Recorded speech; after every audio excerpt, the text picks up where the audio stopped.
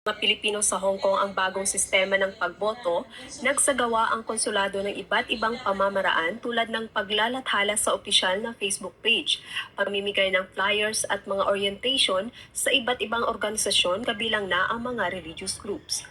Gayunpaman, marami sa ating mga kababayan ang may alinlangan sa online voting at piniling wag bumoto. Ayon sa datos ng COMELEC, may kabuuang 83,330 na rehistradong botante sa Hong Kong at 10,965 sa Macau. Sa bilang na ito, 31,637 lamang o 33.55% ang matagumpay na nakapagrehistro online at nakaboto. Umabot sa 32 election returns ang naimprinta at naipadala sa Board of Canvassers. Yun na ang sinasabi ko talaga. SBOC ng 29 kopya ng Certificates of Canvassing na nilagdaan ng mga miyembro ng City Board of Canvassers sa pangunguna ni Consul General Romulo Victor M. Israel Jr. bilang chairperson, Edna May G. Lazaro bilang vice chairperson, George Mariano A. Soriano at mga kinatawa ng iba't ibang kandidato at party list bilang poll watchers. Malinaw na inanunsyo ng chairperson ng election returns at ang rankings ng bawat kandidato sa pagkasenador at mga party list. Sa hanay ng Senado, narito ang nangungunang kandidato. Number 1, Bongo, 20,526. Number 2, Bato de la Rosa, 18,996. Number 3, Rodante Marcoleta. Yan ang resulta sa Hong Kong na lumabas. Number 4, Jimmy Bondoc, 14,334. Number 5, Vic Rodriguez, 12,918. Number 6, Raul Lambino, 12,899. Number 7, JV Hinlo, 12,568. Number 8, Philip Salvador, 11,948. Number 9, Richard Mata, 11,325.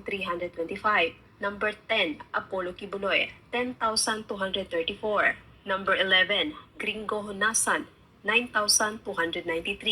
Number 12, Tito Soto, 9,054. Samantala, pasok sa top 5 party list ang mga sumusunod: Duterte Youth, SIBAC, Epanao Sambayanan, ACT-CIS, OFW. Ilan sa mga poll watchers ay nagpahayag ng kasiyahan sa naging proseso ng online voting at sinabing walang dayaan ang naganap. Very satisfied naman ako sa naging resulta. Simula nung kami nag-iikot-ikot na namimigay ng mga pulyetos regarding the proper instruction para sa online voting, marami kasi tayong nasasagap ng mga comment na may mga ayaw bumoto kasi baka madaya daw, kesyo ganito, ganyan, hanggang medyo nagbigay naman kami ng mga advice sa kanila na mas magandang bumoto tayo. So, sa mga feedback na nakuha namin that time at ngayon na natapos ang eleksyon is hindi naman siya nalalayo. Yung way of voting dito is okay naman dahil from day one, nagbantay talaga kami. So, nakita namin na sabi nila natatakot sila dahil baka daw may daya. Pero okay lang. Okay naman, wala naman siya. So, satisfied naman kami sa ano. Kaya nga lang, nakakalungkot is yung kukunti talaga yung nakaboto. Samantala, patuloy ang panawagan ni Consul General Romulo Victor M. Israel Jr. sa ating mga kababayan na magparehistro online at bumoto sa susunod na halalan. Aniya, handa ang konsulado na maglingkod para sa anumang pangangailangan ng mga Pilipino sa Hong Kong. Every election cycle, sumusunod na po yung registration naman. So, natapos na tayo ng election, maghihintay na po tayo in a few months, magsimula na po uli ang Hindi na, ayaw na namin ng online. Namin siguro bago matapos itong taon, 2025. Manual na po ang gusto ng mga COMELEC po ay OFW. magpatupad ng registration. Kami rin po ay handa naman dito sa Hong Kong at sa iba nating mga embassies and consulates abroad na tumulong din po na magsimula ulit ng registration. At sana nga maging totoo yung ating pinapangarap na magkaroon ng online registration. Hindi na po. Wala na po yan. 33% Iabulis na yan. higit, na turnout. Ganun talaga po siguro kapag midterm, saka sinabi natin kanina, first online voting po ito, maraming nag-a-adjust pa, maraming mga iba nga, may agam-agam pa, So, hopefully po sa susunod naman na election, 2028, kung kagamitin Manual pa rin na natin sa itong online 2028. voting, ay mas mataas na po ang magiging turnout. Matatandaang sinimula ng Konsulado ng Pilipinas sa Hong Kong ang online voting noong Pebrero. Ako, si Yan ang sinasabi ko. Na itong online voting noon, pagsabi na si online voting, nasasabi ko na yan noon pa eh. Na sinasabi ko talaga, marami talaga ang hindi makaboto sa abroad na mga OFW. Dahil nga marami ang nahihirapan. Marami, kahit man lahat ng mga OFW humahawak ng cellphone. Pero pagdating sa mga ganitong mga butuhan, mga government, government na mga chichiborichi, mahihirapan na sila dahil marami ang hindi nakakaalam. Mayroong madaling maiirita. Ako nga, 3 beses ko yatang tinitingnan eh.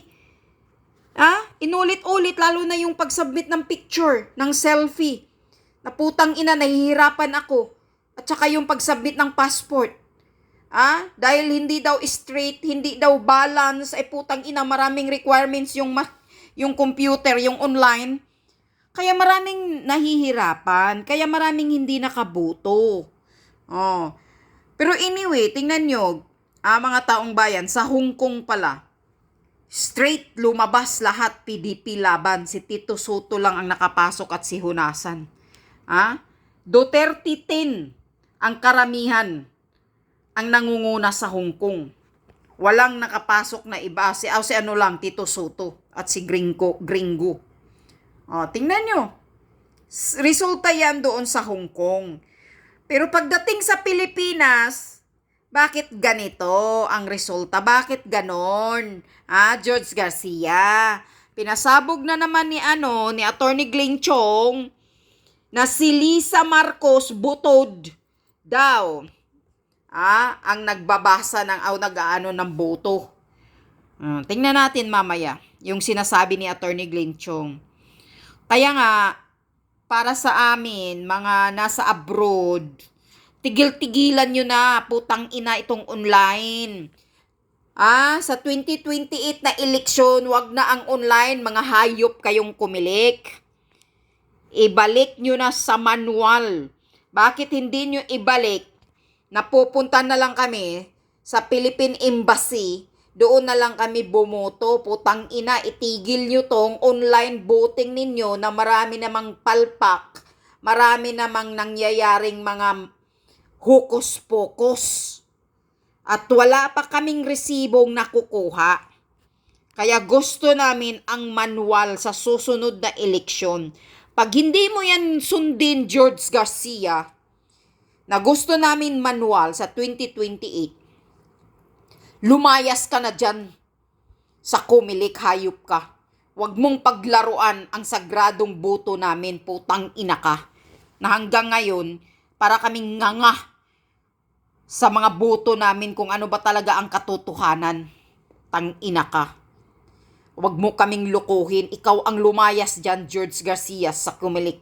Wala na kaming tiwala sa'yo. Dahil sabi pa nga ni Attorney Glenn Chong, marami na kayong mga pangdarayang ginagawa noon-noon pa. Hayop ka.